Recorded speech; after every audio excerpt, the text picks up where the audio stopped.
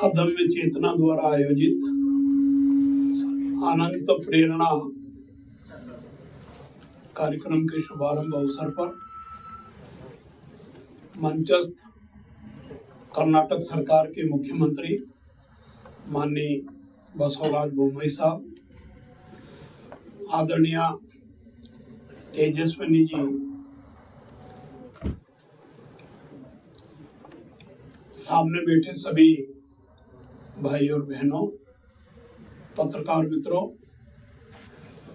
निश्चित रूप से अनंत कुमार जी को याद करने के लिए अनंत कुमार जी ने स्वयं ने और उनके बाद उनके परिवार के प्रमुख तेजस्विनी जी, उनके परिवार के अन्य लोग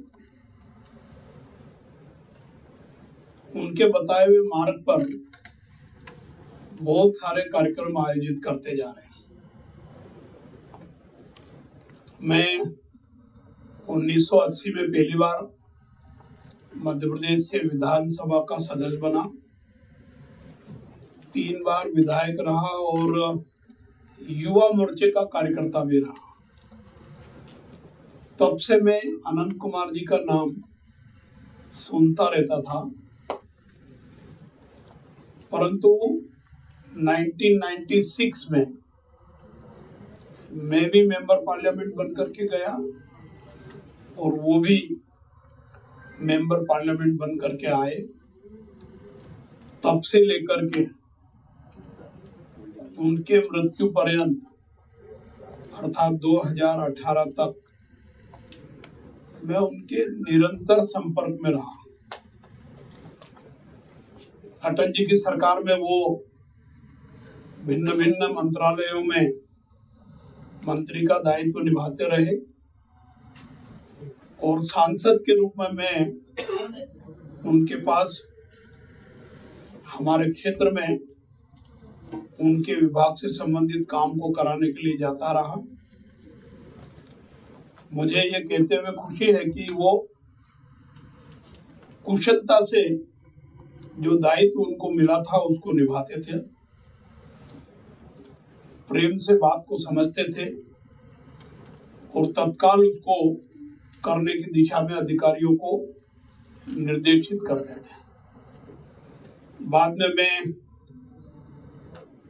राष्ट्रीय सचिव बना, राष्ट्रीय महामंत्री बना, केंद्रीय चुनाव समिति का सदस्य बना, पार्लियामेंट्री बोर्ड का सदस्य बना और मेरे लिए ये खुशी की बात थी कि इन सब दायित्वों को निभाने में अनंत कुमार जी भी इन्हीं पदों पर हमारे साथ काम करते थे। मैंने उनको बहुत करीबी से देखा है, मैं उनसे बहुत प्रभावित हूँ। उसके बाद वो मध्य प्रदेश भारतीय जनता पार्टी के प्रभारी बने और चूंकि मैं मध्य प्रदेश का ही रहने वाला हूँ, वहीं से विधायक सांसद रहा हूँ, उस नाते भी निरंतर उनके साथ रहने का अवसर मिला। अटल जी की सरकार में वो शहरी विकास मंत्री भी थे। बहुत सारे मंत्रालय थे पर एक मंत्रालय उनके पास ये भी था। मेरे संसदीय क्षेत्र में पानी पीने की समस्या थी, पेयजल योजना मंजूर कराने के लिए मैं उनके पास निवेदन लेकर गया। आपको भी सुनकर आश्चर्य होगा और मैं भी आश्चर्यचकित हुआ था उस समय। एक साथ 8 परियोजनाएं स्वीकृत की, करोड़ों रुपए की, और उनका काम प्रारंभ करवाने के लिए मेरे साथ मध्य प्रदेश में भी आए। मध्य प्रदेश में सरकार दूसरों की थी, सड़कें बहुत खराब थी। जब वो इंदौर से आगर गए तो बहुत गड्ढे थे सड़कों में, तो उन्होंने भाषण दिया कि ये कैसा मध्य प्रदेश है, गड्ढे में सड़क है या सड़क में गड्ढा है। ऐसा उन्होंने भाषण देकर के जनता को बहुत प्रभावित किया। और उसके बाद उन्होंने केवल इतना भाषण दिया, इतना ही नहीं, उस समस्या को हल करने के लिए भी, क्योंकि मध्य प्रदेश के प्रति उनके अच्छे भाव थे, सक्रिय प्रयास किया। देश को मजबूती प्रदान करने के लिए, कर्नाटक के विकास के लिए, देश की जनता के हित में और देश के हित में समर्पण की भावना को लेकर के वो इस संगठन में आए थे।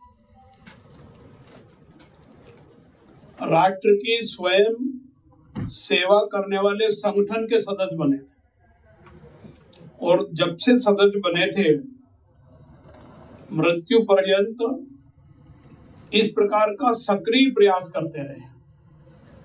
कर्तव्य निष्ठा और ईमानदारी से कठोर परिश्रम करते रहे। मैं 2014 से उनके साथ मंत्रिमंडल में भी रहा हूं। जब उनको गंभीर बीमारी हुई और डॉक्टरों ने उनको संकेत दिया होगा, मैं सदन में जब उनसे मिलता था तो मैंने 2-3 बार पूछा कि भाई साहब क्या बात है, चेहरा और शरीर आपका शुष्क होता जा रहा, सफेद होता जा रहा, ब्लड की लालिमा वगैरह नहीं दिखाई दे रही। बोले कुछ नहीं। हमने कहा हमको लगता है कुछ स्वास्थ्य में गड़बड़ी। बोले नहीं, और एकदम सक्रियता से काम करते थे। उस समय उनके पास संसदीय कार्य मंत्रालय था, और संसदीय कार्य मंत्रालय जब संसद चलती है तो अत्यधिक व्यस्तता भरा रहता है। एक दिन भी बीमारी के नाम पर अनुपस्थित नहीं रहे, कभी एहसास नहीं होने दिया। और मुझे बाद में तेजस्विनी जी से भी बात हुई थी मृत्यु के बाद आने जाने पर, तो यहाँ से इन्होंने भी बताया कि हमको भी नहीं बताया बहुत दिन तक। अब लोग जो बीमारी उनको हुई थी, उस बीमारी का नाम सुन के ही चिंता में पड़ जाते हैं, घबरा जाते हैं। अब क्या है, अब तो ऊपर जाना ही है, इस प्रकार की सोच लेकर के निष्क्रिय हो जाते हैं, उदास हो जाते हैं। परंतु मैंने उनके चेहरे पर कभी उदासी नहीं देखी। कर्तव्य निष्ठा के प्रति जीवन भर वफादारी निभाई उन्होंने, और ये हम सब के लिए प्रेरणादायी है। और निश्चित रूप से ये जो प्रेरणा केंद्र का शुभारंभ हुआ है आज, उनके जीवन परिचय के बारे में तेजस्वी जी ने भी बताया, मुख्यमंत्री जी ने भी बताया, और मैं ये मानता हूं कि मेरे से ज्यादा जानकारी आपको है। मैं तो 96 से ही सक्रियता से उनके संपर्क में आया, और जो मैंने देखा और अनुभव किया वो ही मैंने आपको बताया।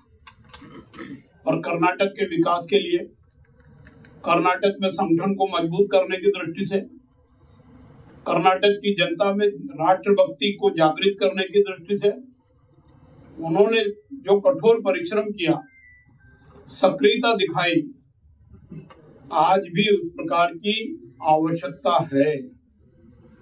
और मैं सोचता हूं कि ये प्रेरणा केंद्र हमको देशभक्ति के प्रति समर्पण के लिए जागृत करता है।